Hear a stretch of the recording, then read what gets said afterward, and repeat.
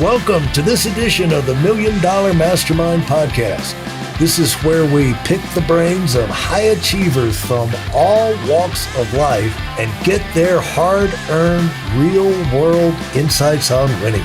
I'm your host, Larry Weidel. I'm talking with Stephen Scoggins from Utah. Hello, Stephen. Larry, what's going on, my friend, dude? So happy to see you. Yes. You've just moved back, moved to Utah or back to Utah? No, I was born and raised in North Carolina, but exited the business this year, or technically last year. Yeah. And decided I wanted to stay in the mountains for the rest of my life. And yeah, so I moved out here, and they're going to bring live events business out this way in the near future and all that good stuff. So yeah, where in North Carolina? New vibe. Where in the Raleigh area. Raleigh. Okay. Well, I was over in Greensboro for about 28 years. So we were right down the road from each other. Yeah. Yeah, that's awesome. Yeah. So, and I'm talking to you now from Aspen. So we're not too far apart now. We're about a 6-hour drive. That's awesome. It's so, beautiful area too. Congratulations on the big bounce you did at a young age. You really showed a lot of courage. Thank you. Where you found yourself, and you can tell the story, but what we show is that you found yourself homeless for some reason, and you got a second chance. I don't know how that happened, but then you turned that into launch a multi-million-dollar construction firm. And I've got a degree in construction out of Georgia Tech and built 100 houses coming the first 4 years out of there. So I know how brutal that business can be, at least in the residential area. You know, I don't know what area you were in, but it's a brutal area to go out and make your mark as a young person, because everybody, you know, most guys are going to be older than you and want to pull tricks on you and everything. If you went through what I went through, they try and pull their BS on you, you know. But yeah, that's funny. That. How did you find yourself in that situation at 22? You know what's crazy is I think it's the same as what takes most business owners out from business. And I say that loosely because a lot of the statistics will show that most businesses fail because they're undercapitalized. They don't have the right management team. They don't have the right product fit. I actually believe it's completely different. And I believe it has more to do with pride, arrogance, and ignorance. And those are the three things that also led me to homelessness. The year prior to becoming homeless, I had been making really good money. My dad's employer at the time gave me a business of my own, bought me all the equipment, everything I needed to work, and put me in a business for myself. But at 19 years old, I went to making about 6 figures. And this is the late 90s. Right. So as you can imagine, the 6 figures is a lot of money for a 19-year-old kid that's never been trained to handle money, who's always grown up in kind of more of an impoverished environment than not. Right. And as a result, between the ignorance that it had with having the character to manage wealth, on top of the arrogance that came with it, that ultimately led me to severe depression, anxiety, and things of that nature. And it later led me to kind of sleeping on the streets for a little while. Not something I'm super proud of. But talk about the depression, you know, because young people, you know, the older we get, we feel like the young kids have the idyllic life, you know, but then you find out that, even the young teenagers and in elementary school, they're going through all these traumas. And I'll interview people and they'll say, you know, they were talking to God in the middle of the night, you know, at 8 years old, you know, and because of their father or their, you know, some kind of situation. And the thing is that it's, you know, trauma, depression thing. I mean, young people commit suicide, folks, you know, so the thing is that they go through they feel these emotions, and, we need to be aware of that. But what I found is that the young people, if they get the right information, you know, you get things to run on. And that's why I do this, is because I was recovering. The last 16 years, I've been recovering from a monster bicycle accident in the middle of Palm Beach. And I got shut down on the couch, and I was realizing, you know what, your life would have been really bad if you hadn't had these people, not really mentors, but friends, acquaintances, relatives, whatever, that were high achievers that you, by the grace of God, intersected with at a young age. And they were able to say things to you and, put these thoughts in your head. And that's really why we do this, is to kind of get those things out there, remind people of it. And, but what I found is that young people, like if you had been told, I think at 19, that you're doing great, but let me explain life to you, Stephen. Most young people are inconsistent, and the track for most young people, you want to be like most people, you want to be special. Well, if you want to be special, you're going to do one thing. You're going to be consistent, because young people usually blow it. And then it's very hard to come back because they realize all the work they went through to get started. And so, things like that in a timely way can make all the difference in the world. And I've got one kid right now that has gone in like 12 years from making like $40,000 a year. This is probably about 12 years, about $40,000 a year, to now he's up into the, 4 or 5 million range and climbing, because, and he points back to that one piece of advice early on, I'm not going to be the kid that's inconsistent. And so That's right. Don't be too hard on yourself, Stephen. That's what I'm saying. Is like, you don't know what you don't know when you're young, right? Yeah. Well, and you got to remember, the interesting thing about depression specifically is there's typically three key factors. One is a grossly overstated limiting belief, whatever that may be. For me, my father had said, overstated what? An overstated limiting belief. An overstated limiting belief. For me, my father used to run around saying, Scoggins don't get ahead, they get by. Okay. Really? So the 400 plus years of Scoggins history, up until that point, there had not been an affluent or a influential Scoggins on the planet that we are aware of in our direct line. Okay. On top of that, there's also the chemical imbalance of not getting enough to your brain. Because we were in an impoverished environment, we ate when we could. We didn't have a lot of, just a kind of overabundance of food. As a result, you're undernourished in many respects. So there's a nourishment component to it. And the third thing is the types of materials that you're consuming that's either helping you break away from that limiting belief or get deeper into the limiting belief. So what I mean by that is, a lot of times I see a lot of folks that are struggling with anxiety and depression, but they're continuing to consume the same materials through their eyes and their ears on a regular basis that is not beneficial to them to begin with. They're not reading the right books. They're not going to the right seminars. They're not listening to podcasts. They're not really spending enough time in the area of trying to grow themselves to a new level within themselves. And fortunately, Steve, Mark, you mentioned a mentor. The guy that gave me my first shot was the guy that gave me my second shot that I didn't deserve. And I'll never forget this. He asked me one day, he said, Stephen, what is the difference between a rich man and a poor man? And, I was a teenager, so I was like, duh, of course it's money. Yeah. He said, absolutely not. It's the way they think. Now, the next question was twice as important as the first question. He said, do you want to learn to think like me, or do you want to continue thinking like your father? Now, my father worked for him. Okay. But here's the contrast. And I find that you can overcome depression and anxiety by getting to a healthy respect of contrast. Contrast, my father would make money on Friday. It would be gone by Monday. He would borrow money with no intent to repay. He struggled with alcoholism for a long period of his life. He's been, thank God, sober for a long time now. He's a great grandfather right to this day. On the other hand, Steve Myrick was very influential. He was very affluent. He was a gracious giver, continually always giving to other people. You never knew what he was. You never knew what he was giving, because he would always make it kind of with the right hand, didn't know what the left hand was doing. Like, when you look at those contrasts, you have to ultimately say, what life do I want to live?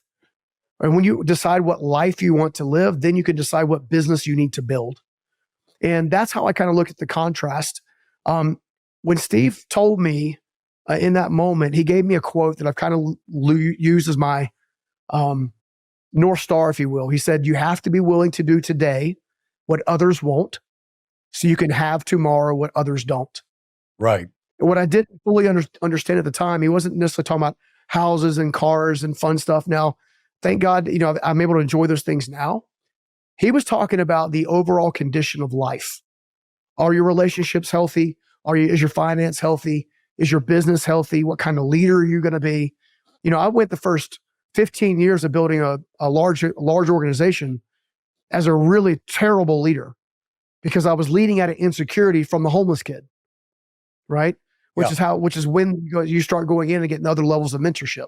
So those are some of the key factors I think that led me to that place, got me out of that place. And I think hopefully the audience can take away from if they just ask themselves right now, am I living the life that I want to live? Because Time and Harris Poll did a thing probably 3 years ago. It discovered that 70% of the people would say they're not living the life that they're meant to live. Yeah. They would say that they're living someone else's life because of someone else's conditioning.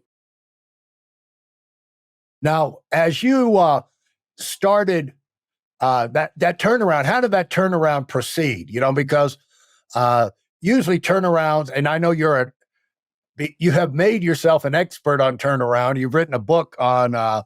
I'm going to let you talk about it. You got a foundation. I'm sure you talk to people about it all the time. But and I'm sure a lot of those lessons came out of your original turnaround. So talk about that. Yeah, for sure. Yeah, well, all right, so the turnaround happens, and you've already mentioned it, okay? It's understanding that motivation is not discipline, okay?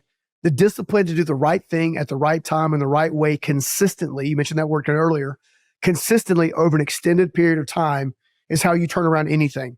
It's how you turn around a business. It's how you turn around life. It's how you turn around a marriage. It's how you turn anything around. Basically, there's an old saying that one of my mentors used to say that he would say that principles govern promises. And the wealthy get wealthy because they follow a set of principles. Great marriages are built on a set of principles, i.e., don't be unfaithful. Hey, there's a great principle, right? In the finance category, don't spend more than you make. Like these basic principles, most of us know at a high level, but none of us ever apply them through the course of discipline consistently over time. So one of the things I always say that you look at the area you're trying to turn around, whatever that area is. What I would do is I would look at it and say, okay, am I following a set of principles that can guarantee success? Because principles govern promises. If you're going to live a promise, i.e. a blessing, some kind of level of enjoyment out of this area, you've got to find the principles that you can align yourself with consistently to ultimately lead you to the result. Because principles by nature give a defined result. So if your principle is, I'm going to spend more money, I'm not going to pay attention, I'm not going to budget, I'm not going to look at my P&Ls, I'm not going to treat my team well, you're going to receive the consequence of living that principle or the anti-principle. Versus, I need my number one principle in business. I need to become a consistently better leader over and over and over again. That never needs to stop, okay? If I have that as a guiding light, then the promise I get to live out is I continually become a better leader, which means I build a better business and lead better teams. So I think at the foundational level, it's principle-based fundamentals through the lens of discipline consistently over time can get you out of pretty much anything. Now, let's go back to how you got that information in your head. Because the thing, Stephen, about the podcast, and I do in our financial services business, I do a Monday morning call where we spotlight the best and brightest in the company, is because we all can learn. We learn like layers of an onion. It's just like degrees of these truths or this wisdom or these principles are not formed like overnight. It's like making the pressure on an oyster, makes a pearl type thing. And it's a grading type process, rubbing off the edges, And so how did you, I'm sure you had a lot of rough edges and a lot of things, you were starting from scratch, young person, you don't know what you don't know, but now the guy got your attention, right? He gave you the chance. Sure. And so what changes did you make right away? And then what changes did you grow into? Well, I think it's first of all, that moment was what I refer to as the awakening. And I find that on average, we'll have 5 or 6 awakening moments in our lifetime. Now, the power of choice comes into that. I could have chosen to not listen in that moment, or I could have said, hey, this guy knows something I don't know, and he can teach it to me. Or maybe he's willing to teach it to me. So I think just being open, number one, more than anything else, to a transformation. And you also have to understand that a transformation is an inside job. Everything flows out of the inside of you. So if you want to replace the negative things that are inside of your head, your heart, your environment, your experiences, you have to choose books, resources, seminars, podcasts, and consume that stuff as if your life depended on it. I'm self-taught. I have a GED. That's the extent of my education, right? And I went on to build a pretty sizable business, and several of them, matter of fact. And it's only because of the self-taught of being teachable, right? But being teachable while simultaneously maintaining a spirit of humility. Arrogance and pride got me in trouble. Humility, confidence, discipline, consistency got me out of trouble, right? I'll give you this. So, I know you know Zig Ziglar, right? So everybody knows Zig Ziglar, right? He used to have something called the wheel of life. It was 7 areas, 7 pie slices. And he says you have to focus on all these areas at the same time for your life to have meaning and purpose and significance and be successful. Okay, so great. Thanks, Zig. I used that, and I also added on an additional pillar. We call them the 8 pillars of life. Same concept. The 8th pillar is contribution. Okay, I believe a life well lived is adding in the factor of contribution.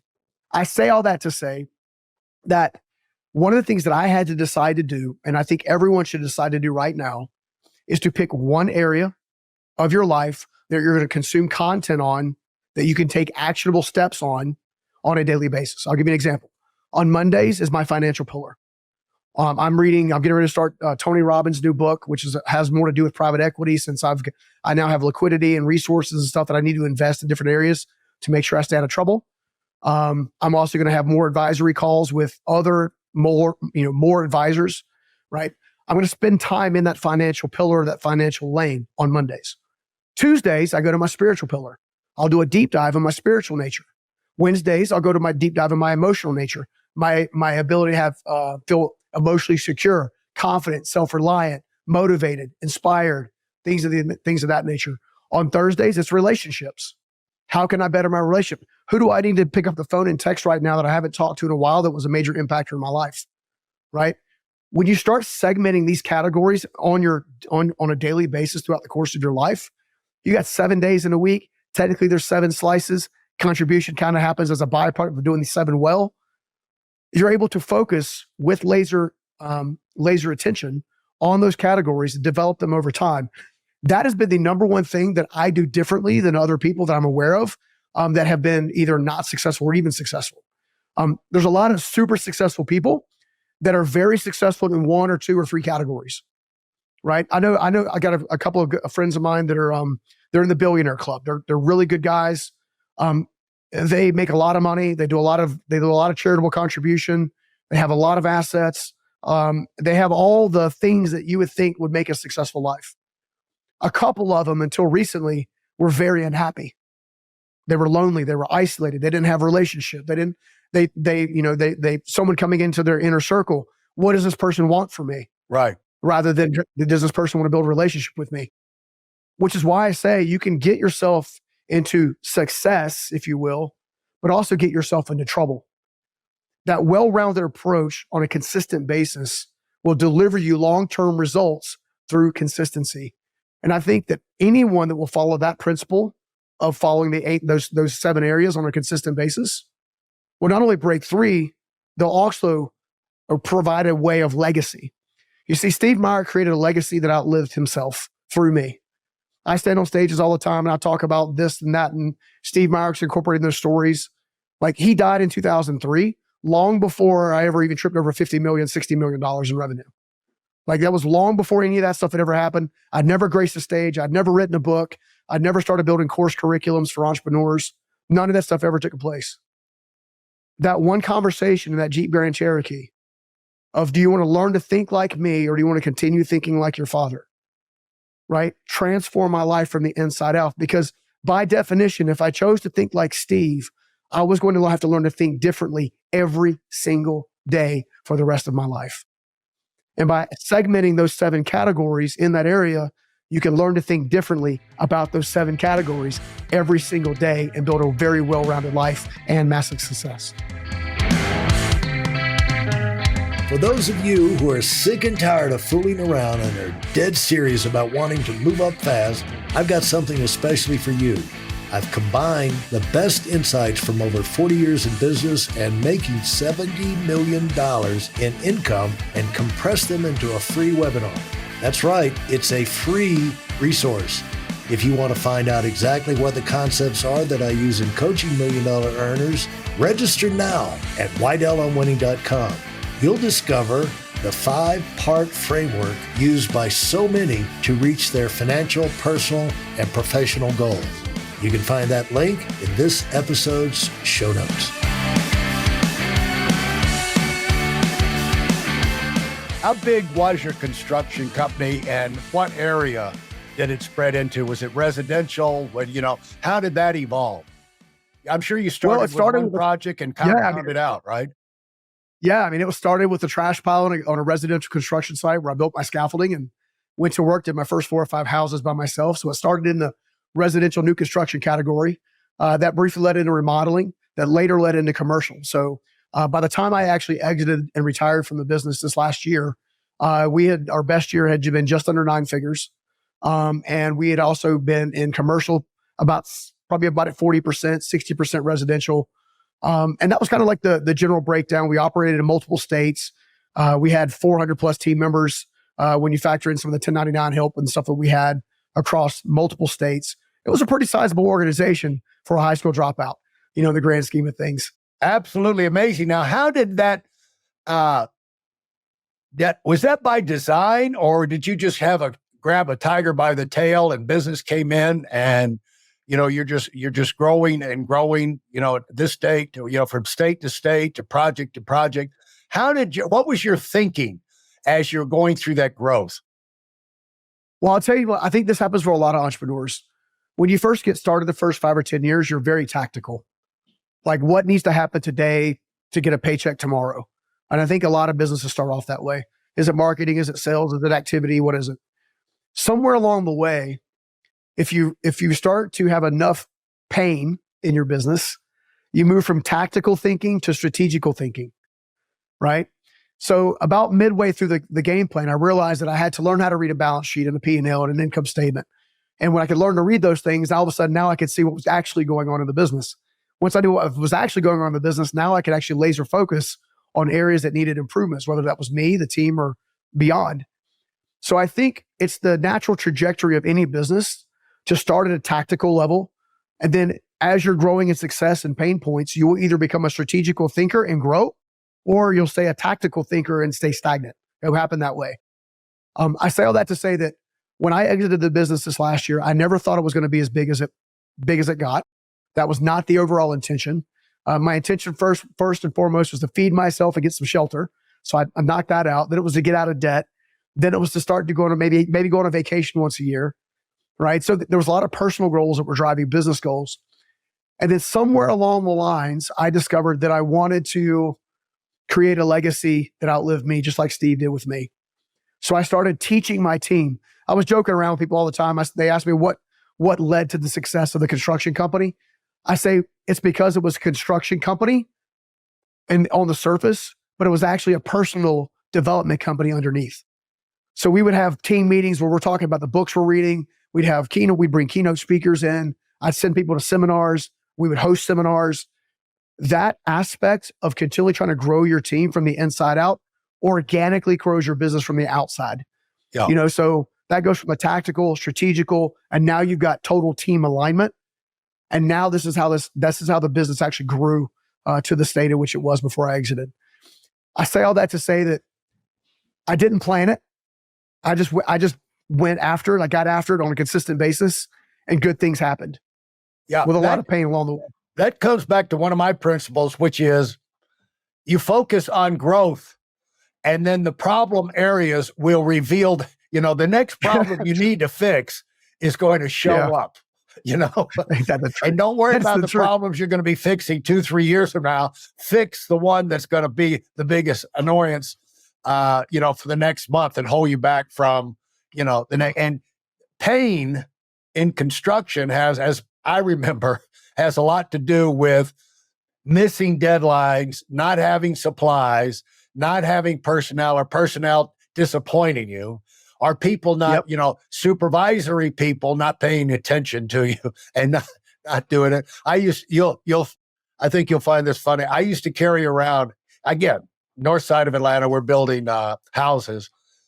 I got so tired of arguing with the subs when I'd come back Mhm. and they'd done something totally different than what we had Yeah. Agreed. designed, planned, drawn. I just got to where, and then there's a big debate. It's better like this, it's better, blah, blah, and then you got to debate it and then find out. So I got to the point where I just carried around a 10-pound sledge and a chainsaw in my truck. And if I Just break it loose and start over. if I showed up and they built a big monstrosity, either out of masonry or out of wood, I'd either take out the 10-pound sledge and I wouldn't say a word. I'd just knock it out and say, do it like I told you the last time. Or I'd go in there and cut it out with a chainsaw because, Yeah. I got tired of the debates, but their pain comes up very quickly because you have deadlines in construction.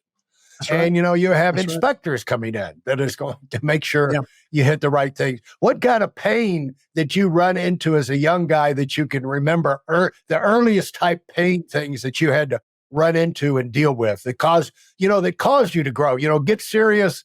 I'm going to grow. I'm going to get better. Or, this, I don't want to deal with this the rest of my life.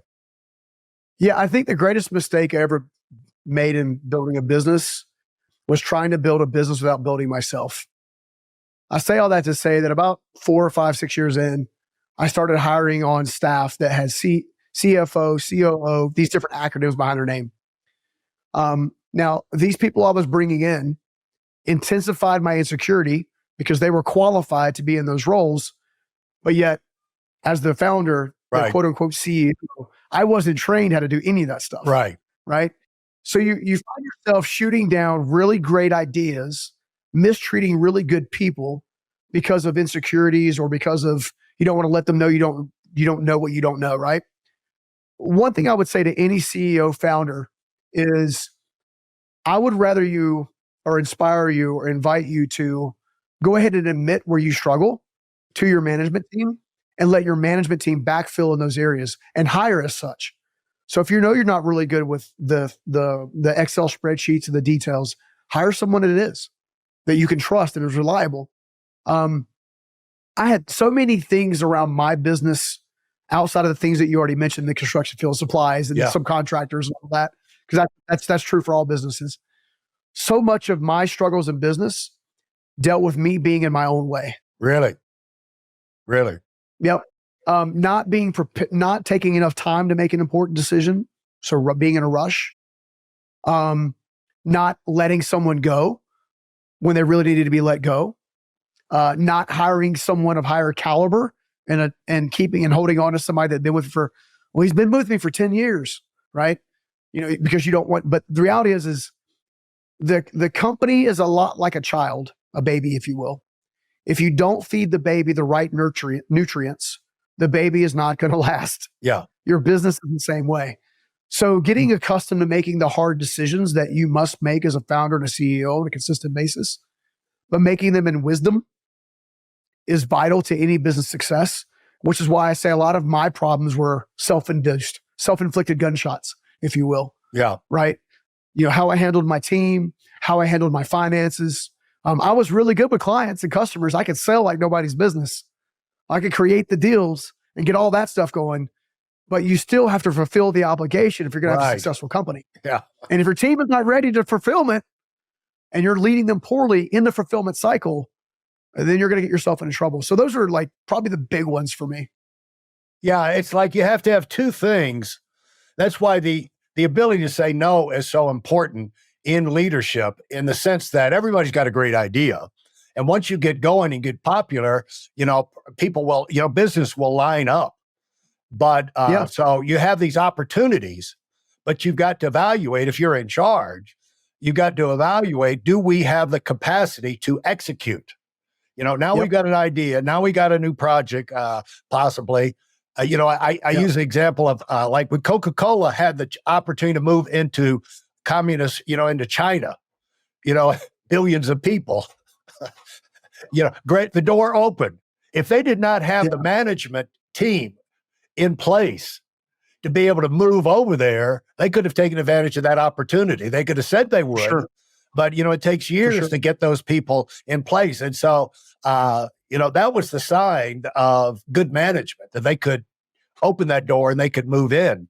And so that's why, it's really instructive what you were doing with building your management team and doing all these extra things, the leadership development thing, because whether you knew it or not, you were creating the groundwork for future growth. But I hear that you sold that business or you got out of that business, which I can understand, because construction is a morning, noon, and night relentless. You can't get away from anything, as I remember. Especially when it gets that size. Yeah, for sure. Yeah.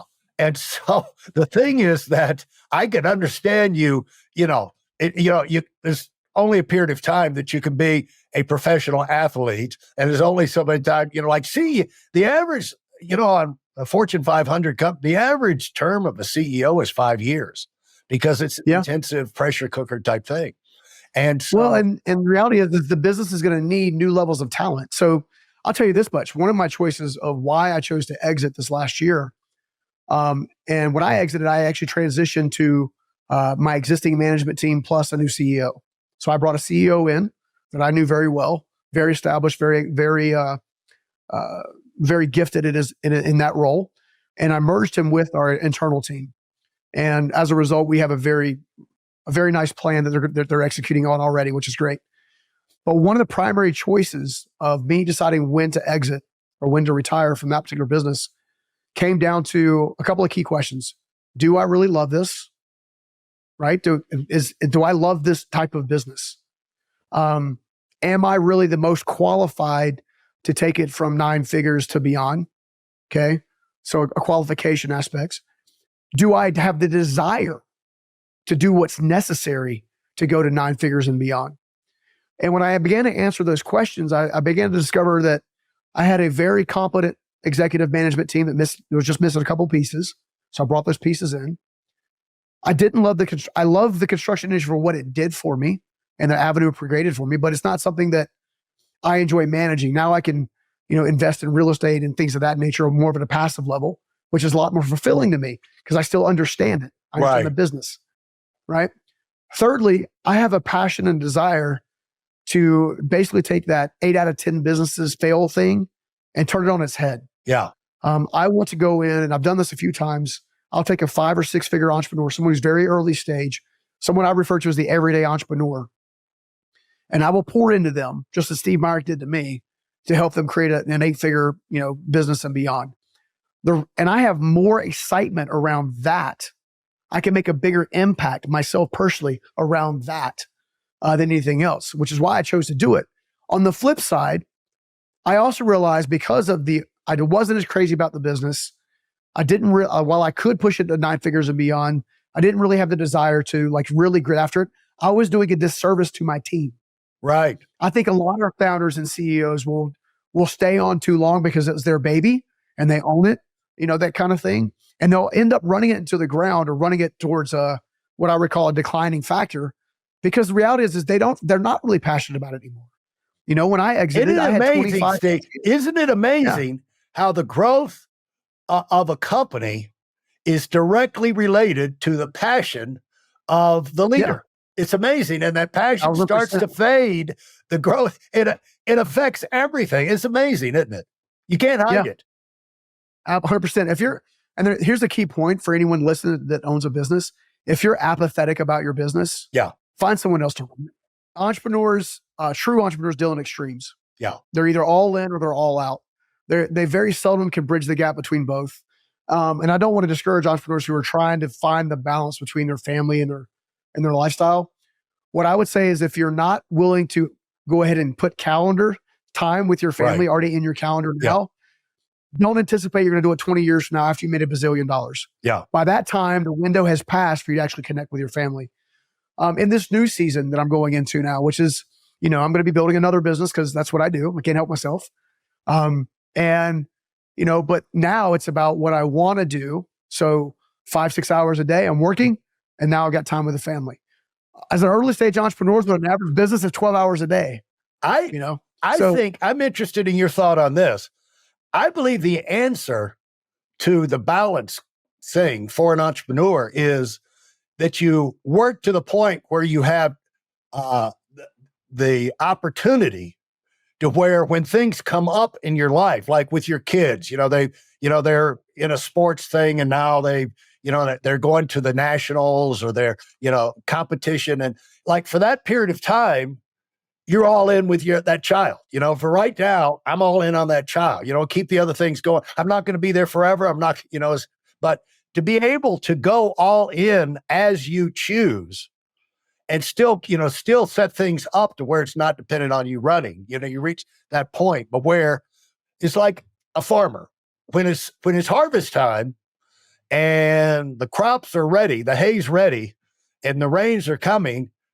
You better be able to go around 24 hours around the clock and get that hay in the barn. Otherwise, the whole year is wasted. And that kind of thing. For a short blips, you're all in on whatever needs to be your attention, but you're not locked. The thing is, when we get started, we're locked into that thing and you can't break free. But it's important to realize, if you build a team, you do the things you're talking about, and you get to where you can delegate and you can trust your people, then you can pull out for short periods of time and go all in on a family project or, something with your spouse or your community, your church. Yeah, there's a major difference in going on an extended vacation and then choosing a half in, half out lifestyle. A couple of things. First of all, with your entrepreneurs, I would say, for those of you who think if it's up to me, or if it's to be, it's up to me, you are not building a scalable business. A business can only be scaled as if it can be ran without you being there. Right. Okay. Long term. It's the way you can scale a business. The other thing too, on the family aspect, I heard this and it changed how I looked at the family dynamic. So I think it's as important. Most business owners, sales teams, people that work in a business are more than happy to go the extra mile for their customers. They'll pick up the phone. They would never ignore them. They'll send them the extra email. They'll write the handwritten card. They'll remember the birthdays. They'll, give them a bonus when they buy something, this, that, or the other thing. This comment changed my life as it relates to the family. I had a good friend of mine. He had built at the time, a 9-figure business. He had gone through his 4th divorce. He had numerous children. And he said it finally dawned on him that the thing that he was missing was he never treated his family as if they were customers. So think about this. If your family is your customer, when your son's about to start his 1st grade, write him a handwritten card. Pay attention to his football games. Pay attention to the birthdays. Pay attention to the date nights. You know what I'm saying? So it's, for some reason, one of the things is, and this is, I don't know if this is a man thing. It's a man thing for me because it's something I had to break free from. I felt like that if I wasn't providing well, I wasn't doing well with my family. Okay. What I've discovered more than anything else is they need safety and security, sure, but they care more about the quality time than they do about the stuff and the trips. They would rather go hop in a car and go to a local beach or the local mountains and have a getaway weekend that doesn't really cost much of anything in the grand scheme of things than a trip to Maui. Yeah. Right. I'm going to invite every entrepreneur, every business owner, every C-suite professional listening to this podcast, watching the podcast, to today start to treat their family as if they're customers, as if you value their business, you value their time, you value them. And if you'll do that, when you need them to show up, when you're going to go through an extended season for 18 months where you're going to be, and you can sit down and say, hey guys, I got this big thing over here. This is what it could mean for us. It's an 18-month commitment. I'm going to go balls to the wall for this for 18 months. This is my game plan.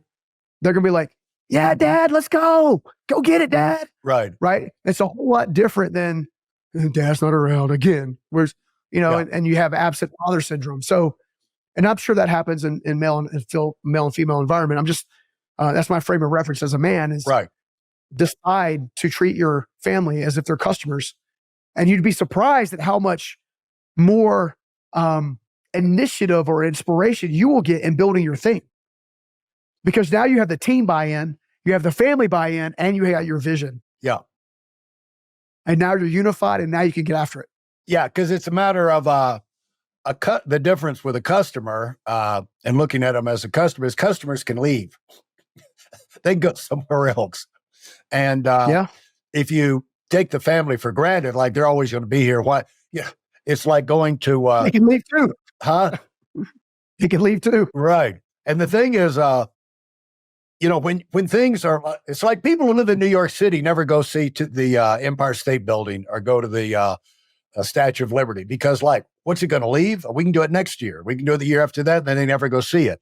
And that's kind of the way people treat their family. It's like, well, yes, it's easy to push them back. And how did you get going in other businesses? Because you're running like a maniac in your construction business. It seems like you're doing a lot of outside training and support and expansion. All of it, now you're glutton for Steve. You're a glutton for punishment. It sounds like. Yeah, I'm definitely a builder by nature. It's funny. Started with construction that led into real estate investments. So that's kind of a silo, right? It's a lateral move. And then in that real estate investment, I could actually use some of my services from other business.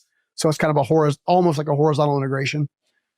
I stumbled my way into speaking and things of that nature at a happenstance event with one of Dave Ramsey's events. A speaker had just left. I was working with an immersion coach at the time. He's like, dude, you'd be a great speaker. I'm like, I'm a construction guy. I don't know nothing about speaking. He goes, well, there's already somebody pretty famous that started in construction and then had a massive business or massive movement. I'm like, yeah, who's that? Yeah, his name's Jesus. I'm like, oh, yeah. So I'm like, all right, I can deal with that. So long story short is I think there's a natural evolution of doing what you need to do to ultimately get to a place you get to do what you want to do. I discovered through the process of building business that I enjoyed building people within the business that gave me the skill sets to now to build people outside of the businesses. So that's that natural evolution for me.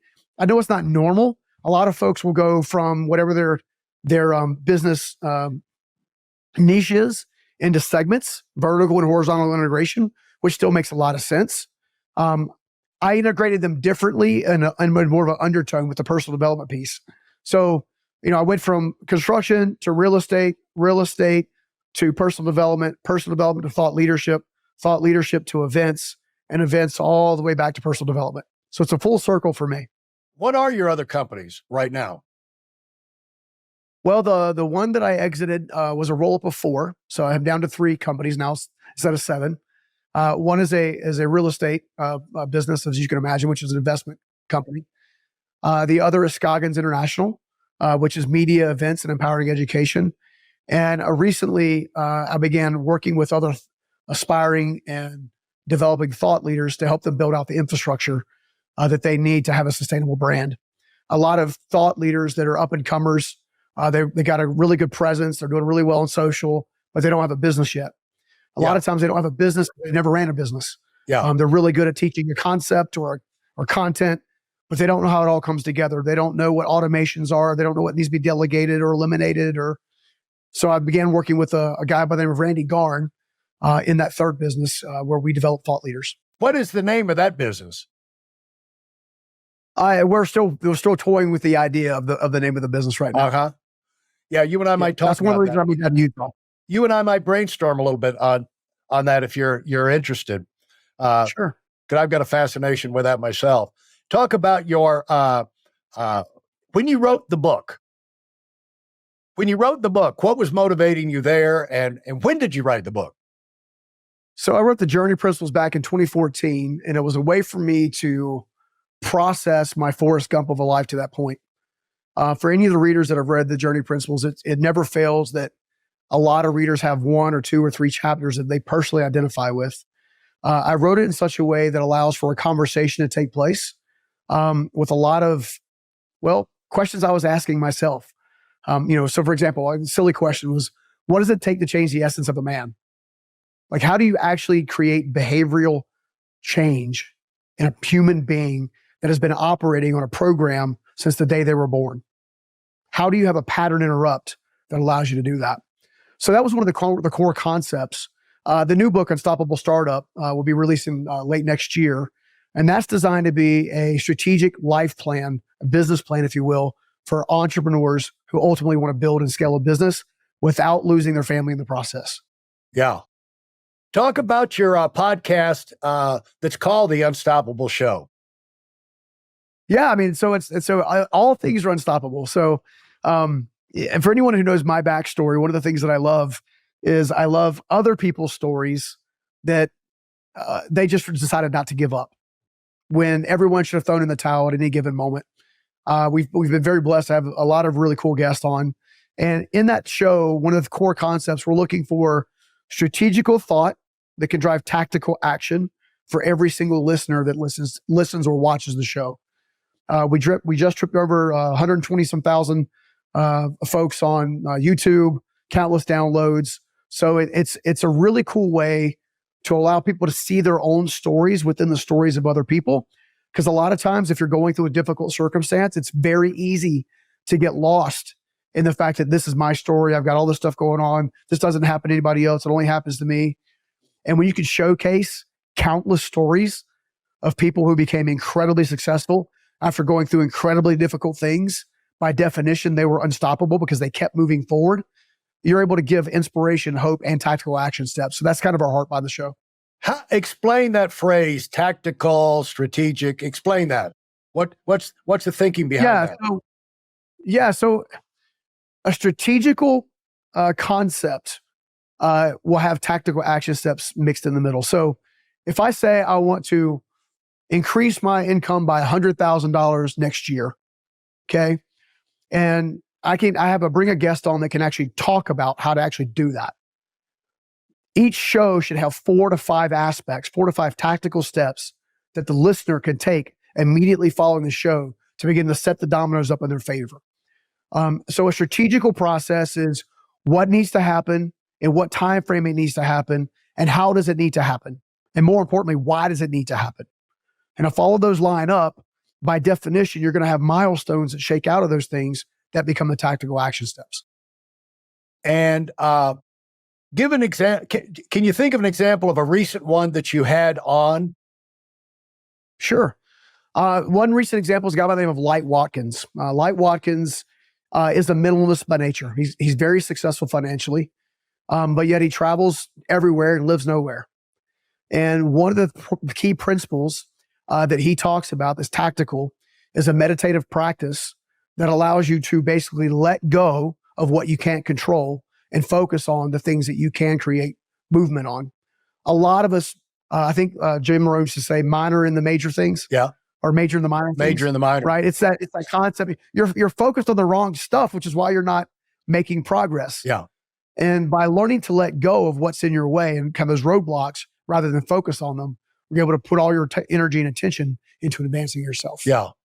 And so how long have you done the podcast? We are pushing almost our 3rd year now. Yeah. Yeah. And so what has it done for you? I mean, is it, how many people are involved in this project? Is it primarily you and your staff, or do you have a outside firm that kind of works with you like I do with Fame, out of a... Yeah, we do it all internally. It's more of a, for us, it's more of a kind of a quality control thing. I'm very particular on how I like the things to be released and launched and stuff like that. And I was unable in early days to find an outside partner that could come in to help us really structure it. Yeah. With the exception of our producer. Yeah. Our producer, Bo, has been with me for 3 years. He's a big reason why we have some of the guests that we have on through key relationships and things that he's brought to the table. But more importantly, our entire team comes together and we position the content from a place of, why do we do this in the way that serves the audience best? Now, how many of a core team do you, I know you're going through a transition, you've downsized, you offloaded.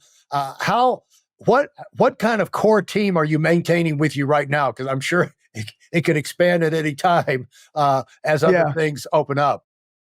Yeah, so our nucleus is only 4 people. Yeah, we only need it's 4. amazing what you can do. I didn't need 400 like I had with the other business. Right. The nucleus is 4. We can expand for events up to 25. And then we kind of stay in that. One of the things that I discovered, it's going to sound kind of crazy, but is I never wanted to build a business as large as the last one that I just exited. right? I'm more than okay doing well and making impact and making income along the way. I'm okay with that. But I'm looking for peace of mind nowadays. Yeah. And I can build a sizable thought leadership business that does quite well with a lot higher margins than construction and allows me to bless my team at a lot greater level. Because I'm a big person of overflow. So whatever comes in overflows out. Well, the thing about that, Steve, is until you push the limits, you never find out where the edge is for you, that what you really want.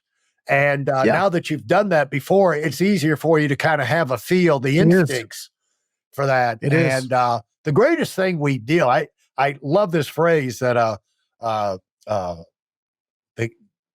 founder of our previous company said. He said, you work to get to the point where on a daily basis, you instinctively do enough of the right things to get ahead. But then once you've done enough is enough for that day, That's right. Well, the reality is that you can get to a place where you've invested in your team and your business so much that you get more choices. Ultimately, every entrepreneur wants greater levels of freedom, which is ironic because you have to build a sustainable empire, if you will, to have a greater level of freedom.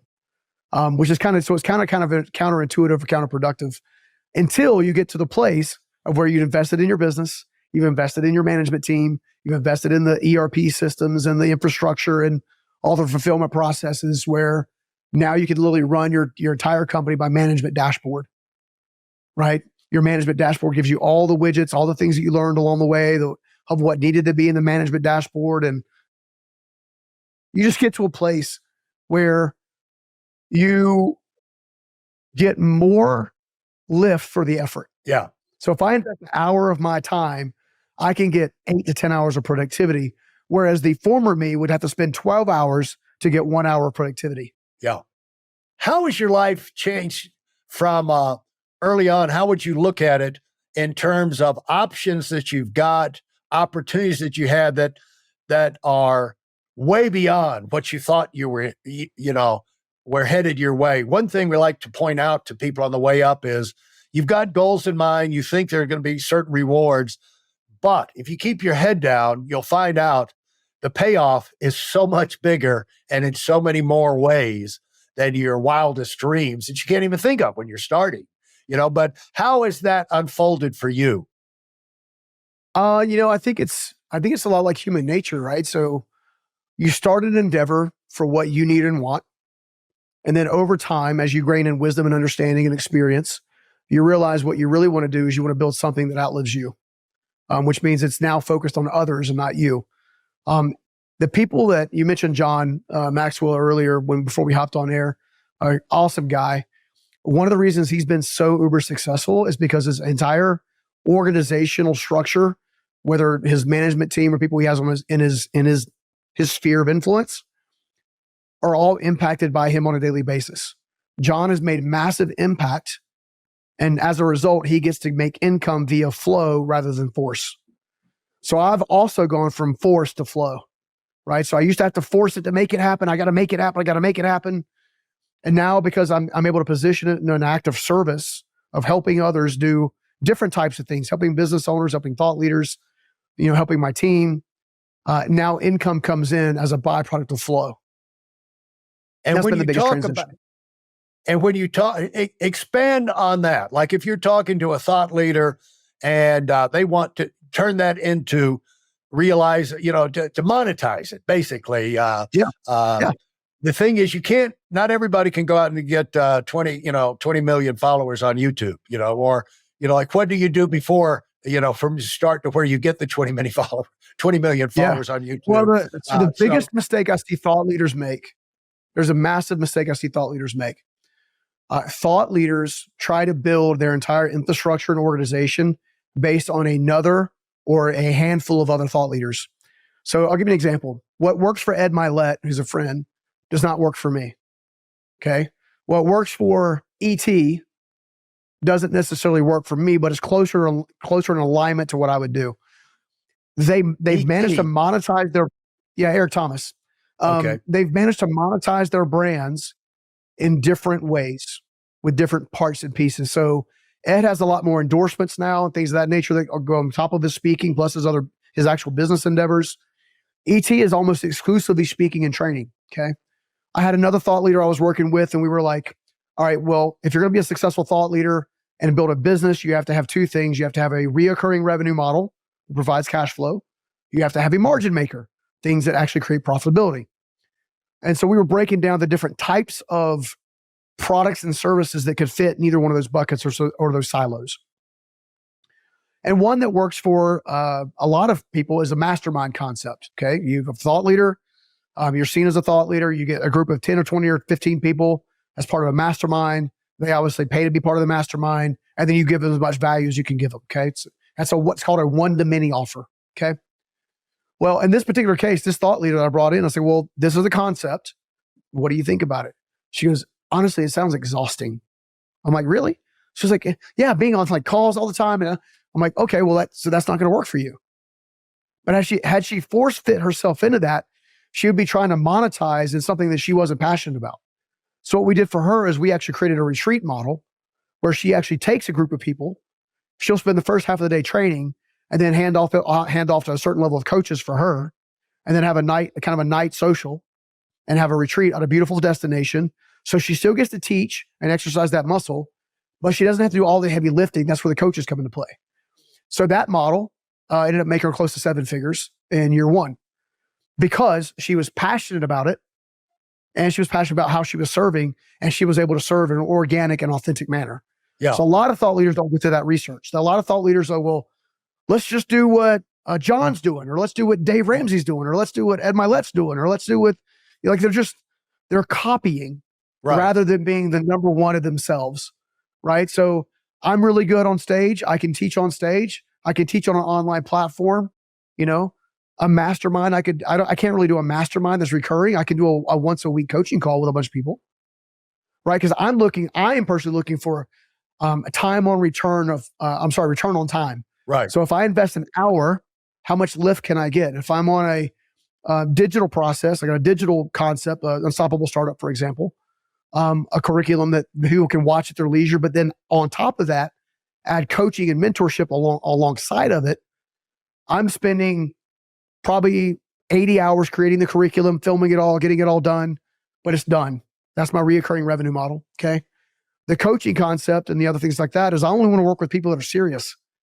I don't want to work with people that I'm going to invest an hour. We're going to talk through things. We're going to talk about building your business, and you take no action.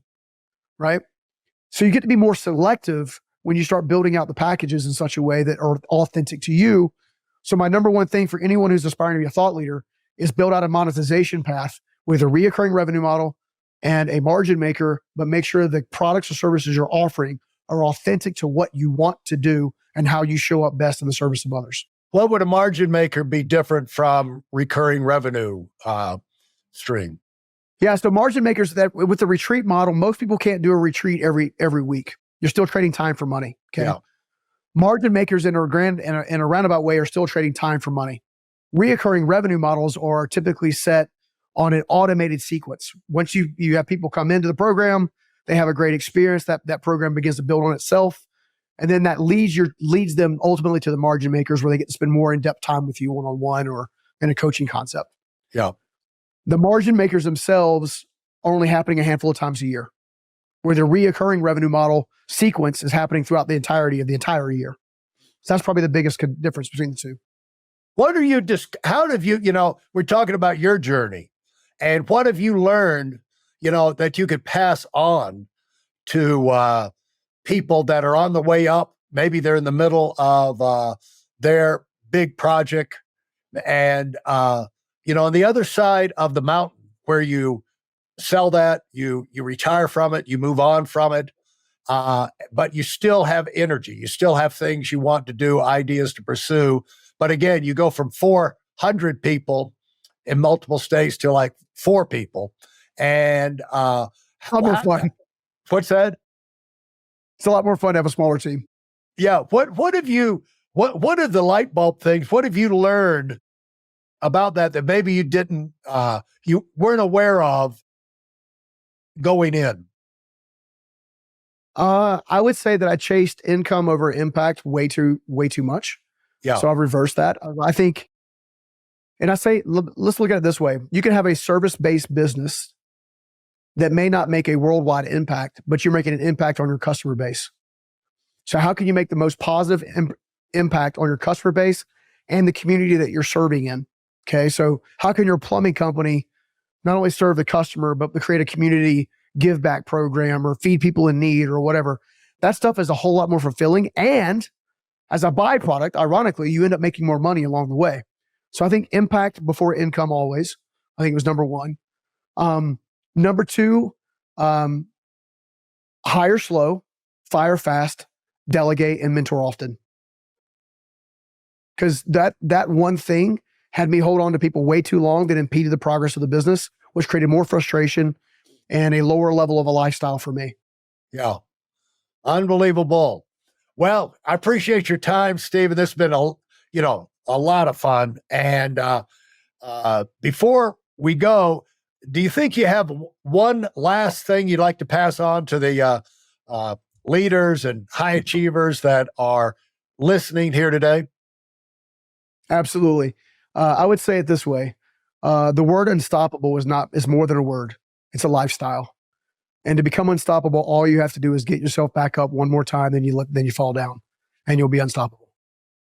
Unbelievable. Thank you very much, Stephen. It's been a ball, and I wish you the best in your new adventures over there. And maybe I'll stop in and see your operation over there when I come over to ski in Salt Lake. Come on, anytime, my buddy. All right. Thanks so much. See you, buddy. Thanks for listening to the Million Dollar Mastermind. If you felt there were any valuable takeaways from this episode, please take a minute and leave us a 5-star review. Your feedback is important and really helps us get the word out to a wider audience. Remember, we have a valuable webinar that is absolutely free. Register for it right now at weidelonwinning.com. Thanks for listening.